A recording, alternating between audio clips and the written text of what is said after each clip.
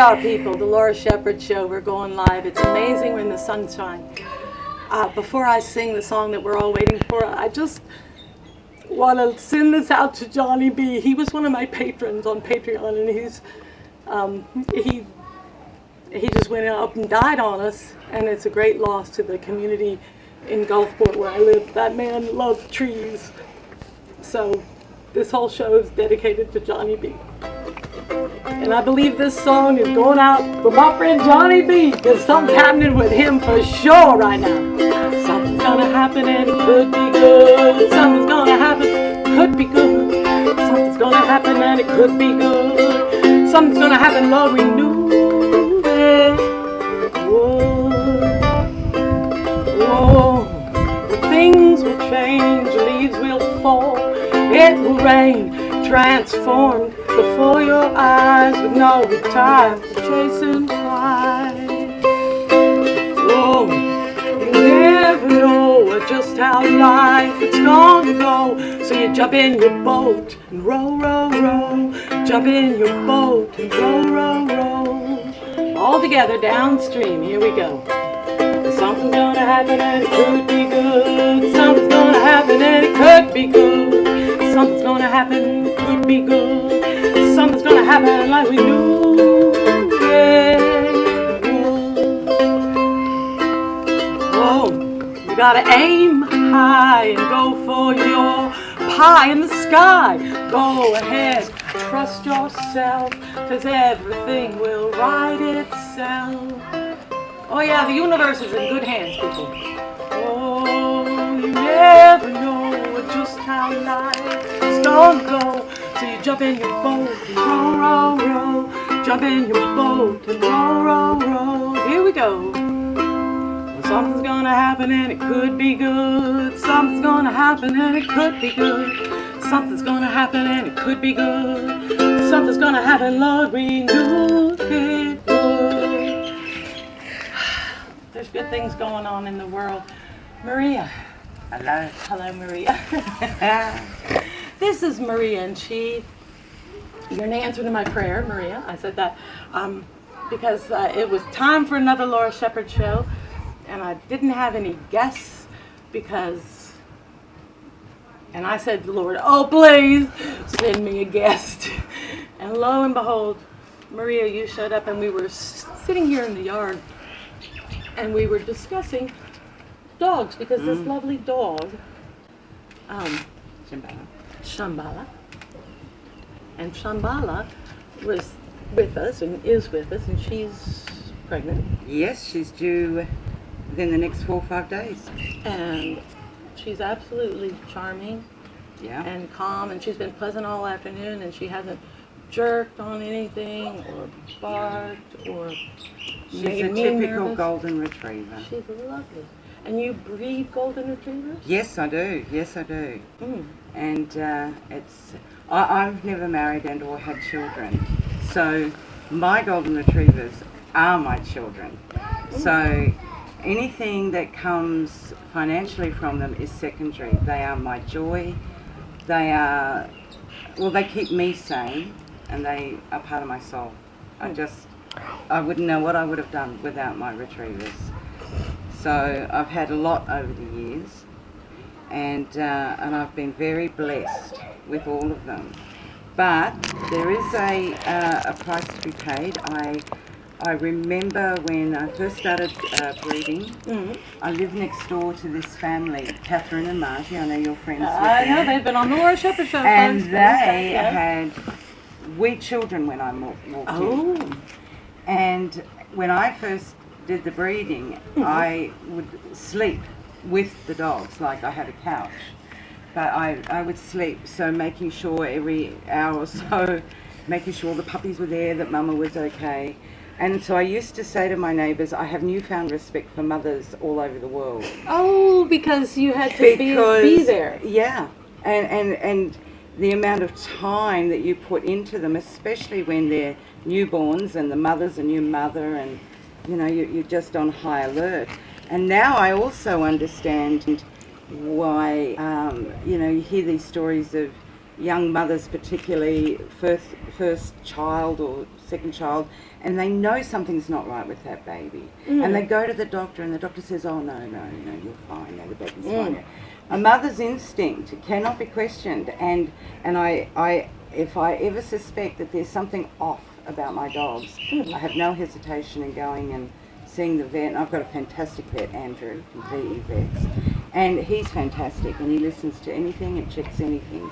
So, but I do have newfound respect for parents, especially when there are young children involved. If I do this for up to 8 weeks with newborns, imagine having a child for the rest of your life, 20, 30, 40 years until you pass, and you've got this child. At least I can say goodbye at some point. That's so interesting. I never had a child, but I have had a dog. I had a good dog. Did you feel the same way though? Or was it different? Because people just... It was different. My dog was Gypsy. She was happy. She was free. She came on command. She would wait outside of a building. I could leave her in the car with the windows open. Yeah. But every day she got to swim across the river. Yes. Down by the river. She got, there was always food in her bowl. Yes. And we were really good friends, but I was definitely the alpha. And she didn't bark. She didn't bother people. Yeah. Sounds like a great dog. Yeah, but I never referred to her as my baby or babied her. I didn't baby her in any way. Yeah.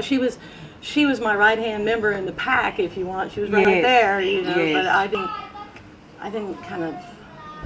Maybe I was just a little hard and cold. No. I come from a farming community in Australia. We had they have my sheep and animals anyway. So they breed kelpies. And they are working dogs. And particularly, one of my brothers particularly he's devoted, and the dogs are devoted to him. But they are working dogs. Yeah. They sleep outside, they eat outside, they have a role to fill. And are they happy dogs? Do you think those dogs are happy? Those dogs are happy. Happy. Anything they can do to please their master, whereas, I know my dogs are happy, and I'm still the boss. But your dog's telling you your friends. Yeah. That dog is. You know what's interesting is like that dog is so beautiful. There's a cat walking around just off camera. The dog walked over, investigated the cat, walked on over, and now the dog's got enough sense to go lay down in the shade. Yeah. Okay. One of the things that I really want to touch on in our conversation is we were talking about socializing of dogs. Yeah. So there's this thing now. There's a whole generation of puppies, a year's worth of puppies and dogs that have not had like a lot of social interaction. They haven't had strangers come into the house. Yeah. What are you recommending for people? That's I had a litter that went to new families last year, right at the beginning of the New Zealand lockdown, March, and the one thing that we tried to, my friend, and she's a retriever person, and she and I... Here for the retriever people, We're called retrievers or diva retrievers, either way you look at it. Yeah. We're all divas. Yes, you are. Particularly the dogs, but we were saying, with lockdown, these puppies are going to an environment which they will thrive on because they've got the children home, they've got mum home, they've got mum and dad home, depending. And so it was really, one of the things we had to try and instill was, one day you're going to end up going back to work. This COVID thing will eventually sort itself out. And those dogs pups will grow, and they're going to have to be at home on their own in a lot of instances. Some will take them to daycare, but in those ones that don't. So during that time, it was important to instill in people you go out for your walk. If you need your 20-minute exercise down at the park, leave puppy at home so it learns to understand what it is to be safe, but in their own environment, and not fret. Right. Because, their owners have gone out for a while. Or somebody's come to visit. Or somebody's come to visit, And then hug the children. So it's like the puppies need just as much attention. They need to interact with new people all the time. However, with the COVID situation, they couldn't necessarily do that, but they still needed to be on their own or learn to be on their own, even for an hour at a time, in a special area of the garden or the home. And when extended family were allowed to visit, and you were allowed to have multiple peoples, like 5-10 people in your, make sure puppies getting eat, everybody. And then of course eventually puppies will be vaccinated to the point where they can walk out in public. And if COVID, we went into another lockdown and you had a puppy that was 12 weeks old or 16 weeks old now, still take that puppy out because it will meet other dogs. And that's really good for them. But training can also take place at home. Just because you're in lockdown doesn't mean everything stops, you know. There's still the sitting and the staying and the treats and the handshakes and whatever you teach. So we coped, animals can cope. I'm going to sing a little song about a dog. One of the things, before I sing that song, I've been making pottery, those of you who've been keeping up with me, and these are little boats. They're lovely little boats that I've been making because I'm hoping that some boat will take me home. And I want, while I sing this song, I want you to these out and take it home with me. That's my gift to you. Oh my gosh! Yes. Oh my gosh! So I'm going to sing a little song about dogs. This is a dog named Gypsy, and when she died, people kept saying, "Well, Laura, aren't you going to get another dog? Because that dog went everywhere I went. It went to the subway, it went to college, it went to Paris, and the dog was fluent in 2 languages." Gypsy. So this song is for I just Gypsy. realized that Gypsy and Jonny B might be hanging out together. Yeah.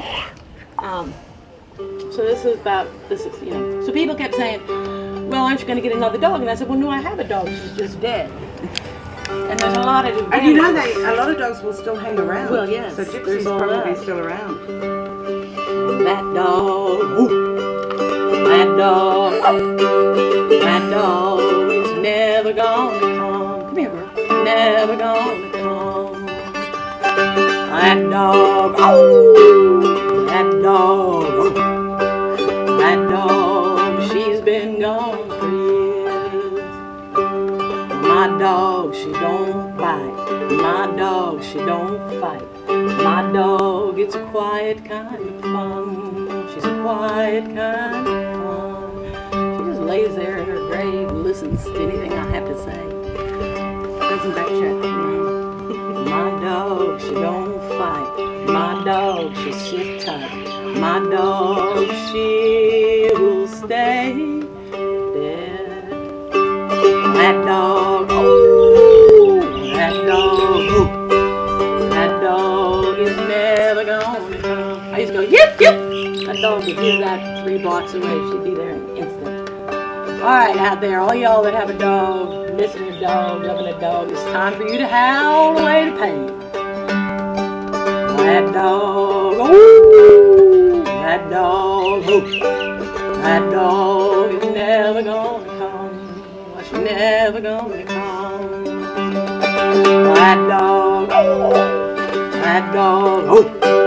That dog, she's been gone for years. And my dog, she don't mess. And my dog, she eats less. My dog, she's never gonna run. She's never gonna run. My dog, she don't mess. Ooh, my dog, she costs a whole lot less. My dog, she'll stay dead. All right, there you go. And now, have you had a chance to? Oh, I love this one. I love the color. That is a beautiful one. And that one's interesting because the hole goes up and down on that one, you know. Okay, yeah. So thank you so much. People, Laura Shepherd Show coming to an end. I'm going to bring these up to the camera and we're going to see, if, just so the rest of you, can we see these? Are they in the view? Oh yeah, pretty. There you go. And the one, do you have the one you chose or is it No, still here? No, here it is. And this one is interesting because it opens that way instead of, you know, this way. Thank you so much, and you can just push the end video button. Yeah.